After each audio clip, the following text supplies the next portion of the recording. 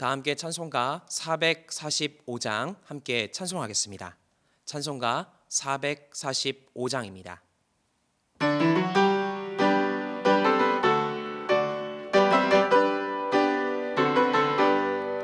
대산을 넘어 험곡에 가도 빛 가운데로 걸어가면 주께서 항상 지키시기로 약속한 말씀 변치 않네. 하늘의 영광 나의 맘속에 차고도 넘쳐 할렐루야를 힘차게 불러 영원히 주를 찬양하리. 캄캄한 밤에 다닐지라도 주께서 나의 길 되시고 나에게 밝은 빛이 되시니 길 잃어버릴 염려 없네. 하늘의 영광 나의 맘속에 차고도 넘쳐 할렐루야를 힘차게 불러 영원히 주를 찬양하리. 광명한 그 빛 마음에 받아 찬란한 천국 바라보고 할렐루야를 힘차게 불러 날마다 빛에 걸어가리.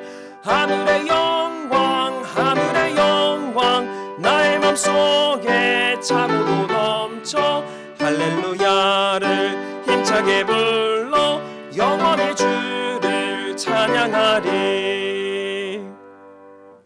찬송가 540장 힘차게 박수하면서 함께 찬송하겠습니다.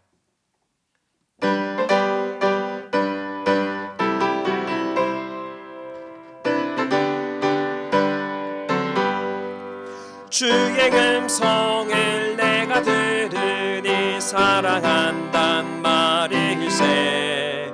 믿는 마음으로 주께 가오니 나를 영접하소서.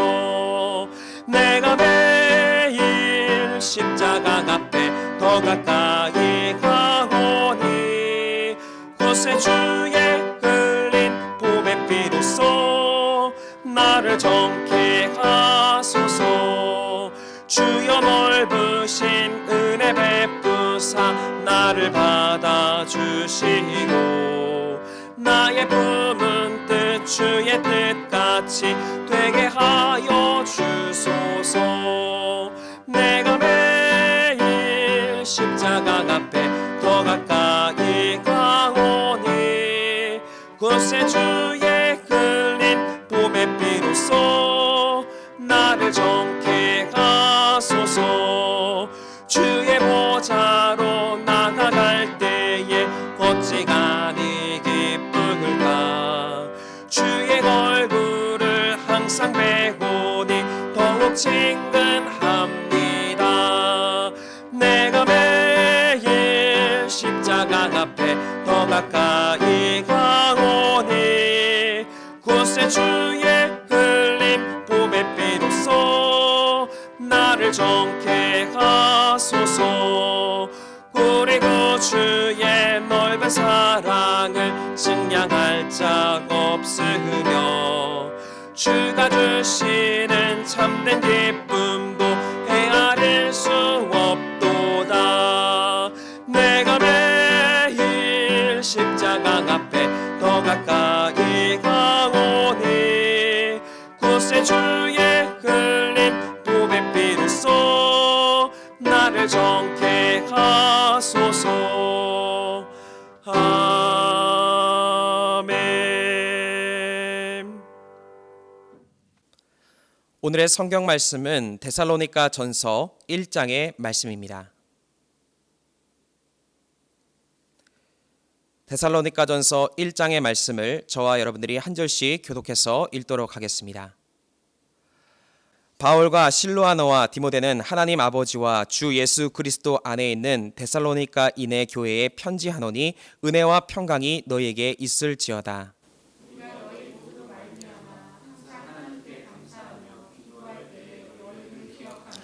너희의 믿음의 역사와 사랑의 수고와 우리 주 예수 그리스도에 대한 소망의 인내를 우리 하나님 아버지 앞에서 끊임없이 기억함이니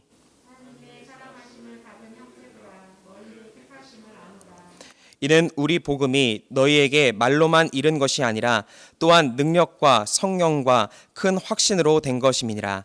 우리가 너희 가운데서 너희를 위하여 어떤 사람이 된 것은 너희가 아는 바와 같으니라.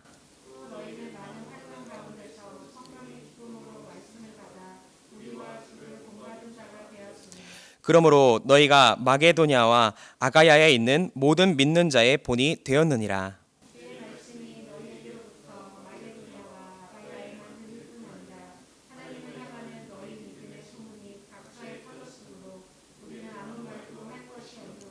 그들이 우리에 대하여 스스로 말하기를 우리가 어떻게 너희 가운데에 들어갔는지와 너희가 어떻게 우상을 버리고 하나님께로 돌아와서 살아계시고 참되신 하나님을 섬기는지와 또 죽은 자들 가운데서 다시 살리신 그의 아들이 하늘로부터 강림하실 것을 너희가 어떻게 기다리는지를 말하니 이는 장래의 노하심에서 우리를 건지시는 예수시니라. 아멘. 할렐루야. 오늘도 하나님의 사랑과 축복을 경험하는 복된 새벽이 되어주시기를 주님의 이름으로 간절히 축원드립니다.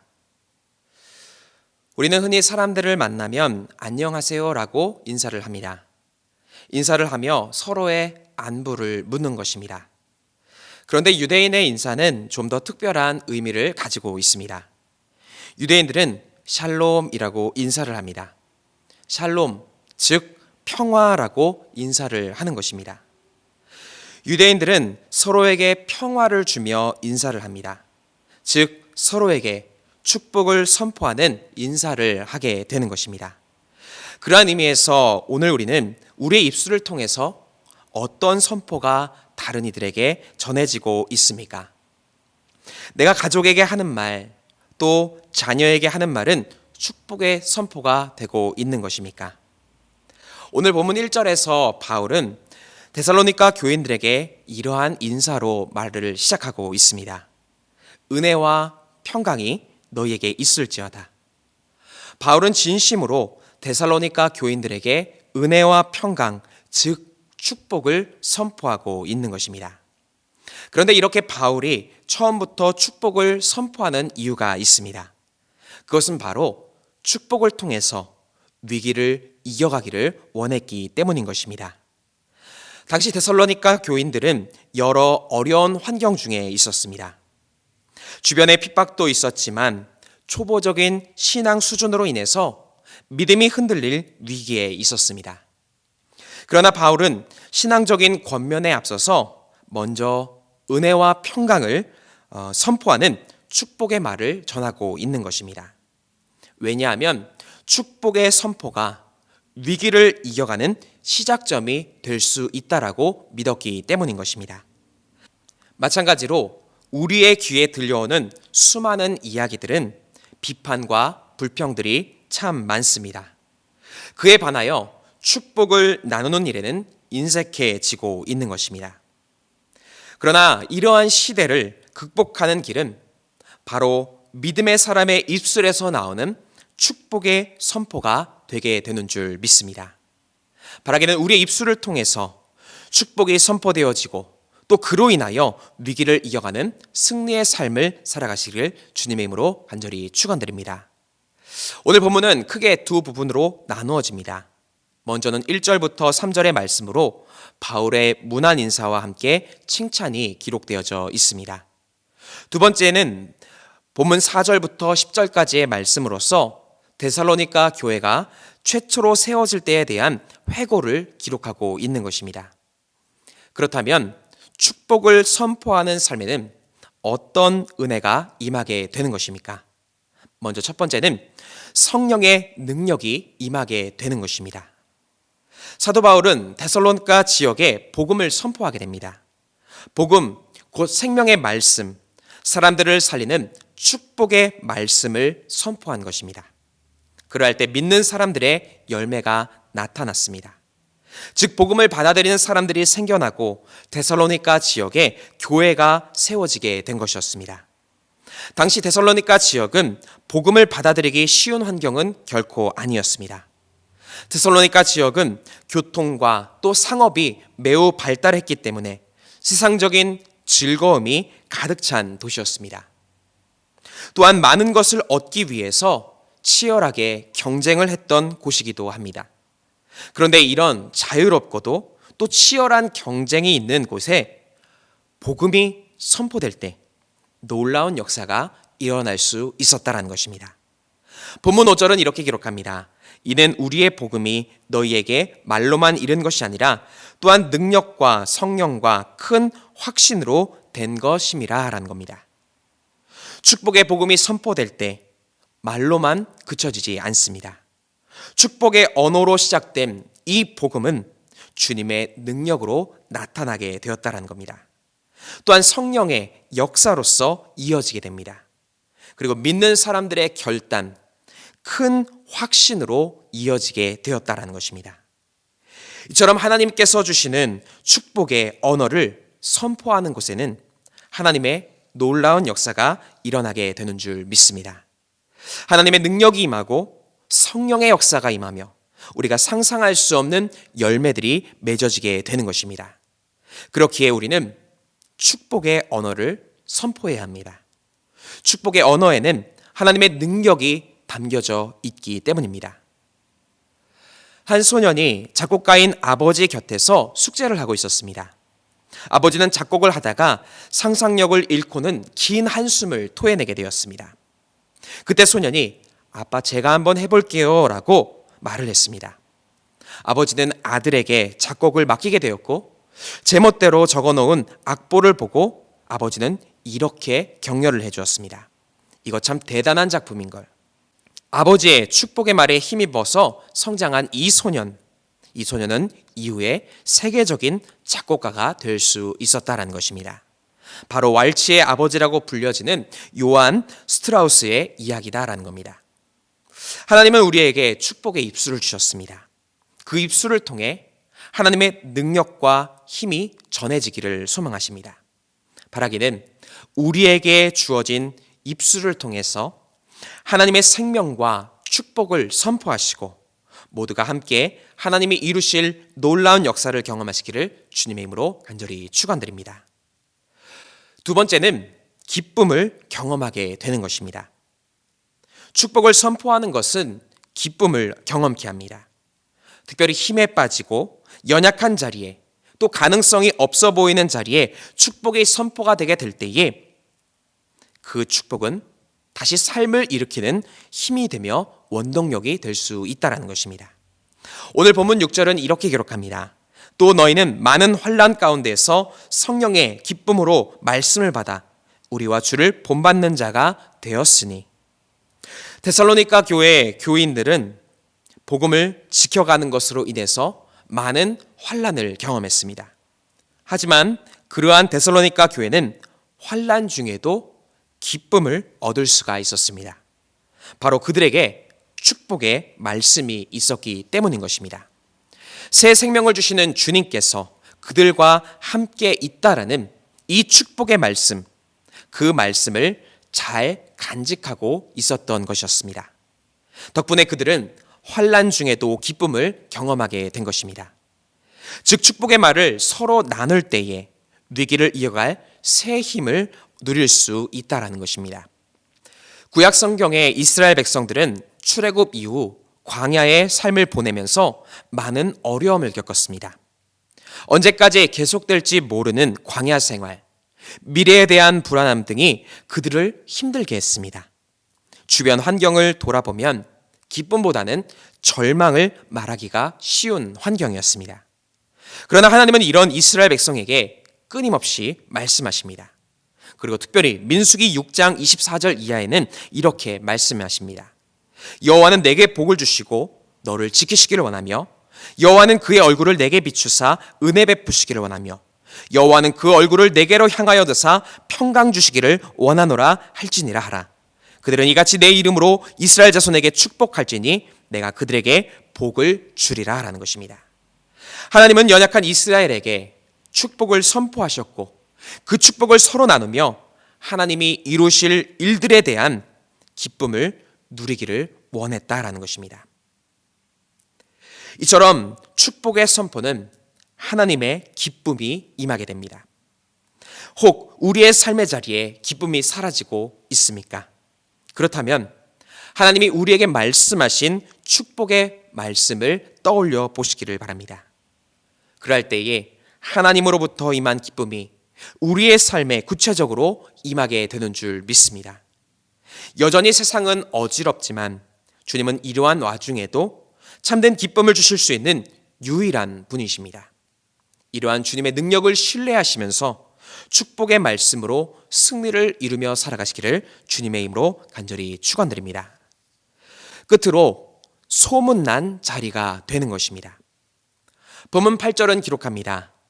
주의 말씀이 너희에게로부터 마게도냐와 아가야에만 들릴 뿐 아니라 하나님을 향하는 너희 믿음의 소문이 각처에 퍼졌으므로 우리는 아무 말도 할 것이 없노라. 즉 데살로니가 교인들의 순수한 믿음이 소문난 자리가 되게 되었다는 겁니다. 다시 말하면 서로에게 축복을 나누는 모습이 교회의 울타리를 넘어서서 세상에도 부러움을 사는 소문난 자리가 되었다는 겁니다. 당시에는 뛰어난 인터넷 기술이 있었던 것도 아니었는데 먼 거리까지 소문이 날 정도였다면 그들의 모습, 특별히 축복하는 모습이 얼마나 큰 영향력이 되었는지를 생각해 보게 됩니다. 물론 병든 자를 고치고 귀신을 내쫓는 권능도 큰 영향력이 있습니다. 그런데 축복하는 삶도 그에 못지않는 놀라운 능력이 있다라는 겁니다. 그리고 이 놀라운 능력을 우리도 얼마든지 펼칠 수 있다라는 겁니다. 내게 주어진 입술을 통해서 세상에 부러움을 사는 복된 삶을 살아갈 수 있는 것입니다. 그런데 한 가지를 더 기억해야 할 것이 있습니다. 오늘 데살로니가 교회에 대한 소문은 매우 구체적이었다라는 겁니다. 9절 이하의 말씀을 보면 그들이 어떻게 변하는지에 대해서 소문이 났습니다. 이러한 의미에서 축복의 선포도 구체적으로 이루어져야 한다는 것을 깨닫게 됩니다. 속 마음으로만 생각하는 축복이 아닙니다. 구체적으로 표현해야 하는 것입니다. 바라기는 오늘 아침부터 그 축복의 말이 구체적으로 선포되어지기를 바랍니다. 그럴 때에 우리의 가족, 또 가정, 또 우리의 속해, 우리의 교회가 소문난 자리가 되게 되는 줄 믿습니다. 이와 같이 하나님께서 주신 축복을 구체적으로 선포하심을 통하여서 하나님께도 칭찬받고 세상에서도 소문난 축복의 자리를 살아가시기를 주님의 이름으로 간절히 축원드립니다. 함께 기도하시겠습니다. 사랑과 은혜가 충만하신 하나님 참으로 감사드립니다. 우리에게 하나님의 축복의 말씀을 허락하여 주시고 그로 인하여 하나님을 더욱더 증거하며 나아갈 수 있도록 인도하여 주심에 감사드립니다. 축복을 전함을 통하여 성령의 능력을 경험케 하여 주시고 기쁨이 풍성한 자리가 되게 하여 주시며 우리의 삶의 자리가 보다 큰 선한 영향력을 가지는 거룩한 자리가 되게 하여 주시옵소서. 오늘 이 새벽에도 정성 모아 주님께 예물을 드린 손길이 있사오니 이 예물을 기뻐 받아 주시옵고 드린 손길 가운데에는 한량없는 은혜와 축복으로 채워 주시옵소서. 또한 함께 주님께 간구할 때에 하나님 응답하여 주시고 우리 안에 새로운 말들을 허락하여 주시고 새로운 생각을 허락하여 주셔서 하나님의 자녀로서 합당한 삶을 살아가게 하여 주시옵소서. 모든 것 감사드리며 우리 구주 예수 그리스도 이름으로 간절히 기도드립니다. 아멘. 하늘에 계신 우리 아버지여, 이름이 거룩히 여김을 받으시오며 나라가 임하시오며 뜻이 하늘에서 이루어진 것 같이 땅에서도 이루어지이다. 오늘 우리에게 일용할 양식을 주시옵고 우리가 우리에게 죄 지은 자를 사하여 준 것 같이 우리 죄를 사하여 주시옵고 우리를 시험에 들게 하지 마시옵고 다만 악에서 구하시옵소서.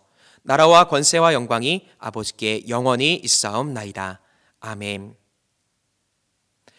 이 시간 함께 공동의 기도 제목을 가지고 함께 통성으로 기도하겠습니다. 먼저 말씀에 의지하여서 함께 기도하겠습니다.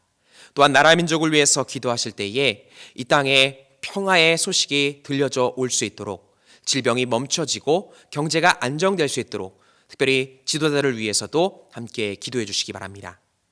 또한 교회를 위해서 기도하실 때에 사랑으로 세상을 치유하는 교회가 될 수 있기를 함께 기도해 주시고 또한 담임 목사님의 신원의 강건함을 위해서 교회 학교와 청년부의 부흥을 위해서도 함께 기도하겠습니다. 또한 우리 가정과 개인을 위해서 함께 기도하시고 이웃을 위해서 중보하며 기도하실 때에 병환 중인 환우들, 어려움 가운데 이웃들을 위해서 함께 기도하도록 하겠습니다. 함께 통성으로 기도하겠습니다.